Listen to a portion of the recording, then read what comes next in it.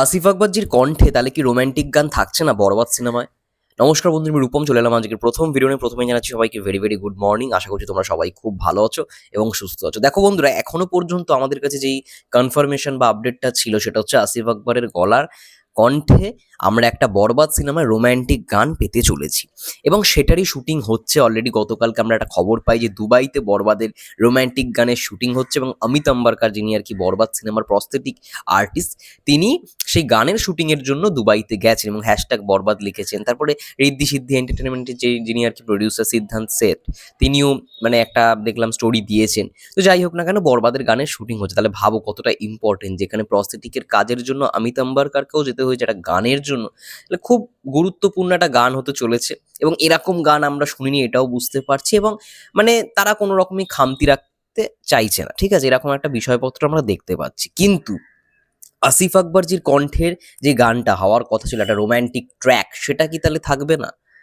হ্যাঁ, এটাই হতে চলেছে। রোম্যান্টিক গান যেটা থাকতে চলেছে বরবাদ সিনেমায়, আরও একটা রোম্যান্টিক গান, মানে যেটার কণ্ঠ দেওয়ার কথা ছিল আসিফ আকবরজির, সেটা আর হচ্ছে না। এবার অনেকেই নাম নিচ্ছে গতকাল থেকে যে রাজ বর্মন, মানে ইন্ডিয়া থেকে রাজ বর্মন, মানে দরদেও তার আমরা গান শুনেছি, রাজ বর্মনের গান শুনেছি। তাহলে কি আসিফ আকবরের বদলে রাজ বর্মনকে নেওয়া হয়েছে ওই রোম্যান্টিক মানে ট্র্যাকটার জন্য? সেটাও নয়। আসিফ আকবরজি এর কণ্ঠেও থাকছে না, রাজ বর্মনের কণ্ঠেও কিন্তু থাকছে না। আমি যেটুখানি আপডেট পেলাম বৌশালীদির কাছ থেকে, সেটা হচ্ছে বাংলাদেশেরই কোনো একজন সিঙ্গার থাকতে চলেছে। ইয়েস, কোনো একজন সিঙ্গার বাংলাদেশ থেকেই থাকতে চলেছে এবং সেটা কে এখনো পর্যন্ত প্রোডাকশন হাউস রিভিল আউট করতে চাইছে না। এটা পরবর্তীকালে আমরা জানতে পারবো যখন তারা জানাবে, ঠিক আছে। কিন্তু হ্যাঁ, এখনো পর্যন্ত যেটা কনফার্মেশন এসছে, রাজ বর্মন হোক বা আসিফ আকবরজির কোনো গান থাকছে না। দেখো এইখানে কিন্তু অনেকেই হতাশ হবে যে রাজ বর্মন না, আসিফ আকবরজির গান একটা থাকলে খুব ভালো হতো।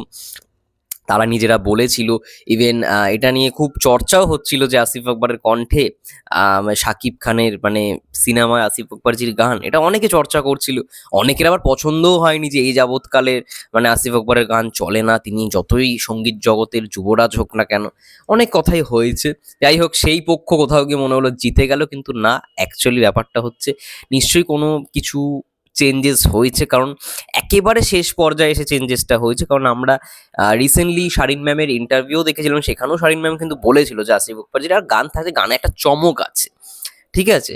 এবার হয়তো একেবারে লেটেস্ট যেই ডিসিশন, একেবারে শেষ পর্যায়ে এসে যে ডিসিশনটা তারা নিয়েছে, সেটাই কোথাও গিয়ে ভালো ডিসিশন আমার কোথাও গিয়ে মনে হয়। এবং এ যাবৎকালের খুবই নতুন একজন সিঙ্গার, হতেও পারে সে সাকিব ভাইয়ের সিনেমায় গান গায়নি, সেরকম একজন শিল্পী, সেরকম একজন গায়ক ফর দ্য ফার্স্ট টাইম মানে সাকিব ভাইয়ের সিনেমায় গান গাইতে চলেছে, এটাও হতে পারে।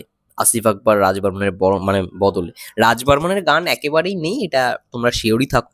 রাজ বর্মন ওই যে ইয়েটা উঠেছে সেটা পুরোপুরি মানে ভুয়ো একটা খবর, যেটা জানতে পারলাম। রাজ বর্মন গান গাইছে না, অন্য একজন গায়কই থাকছে, সেও আবার বাংলাদেশ থেকেই থাকছে।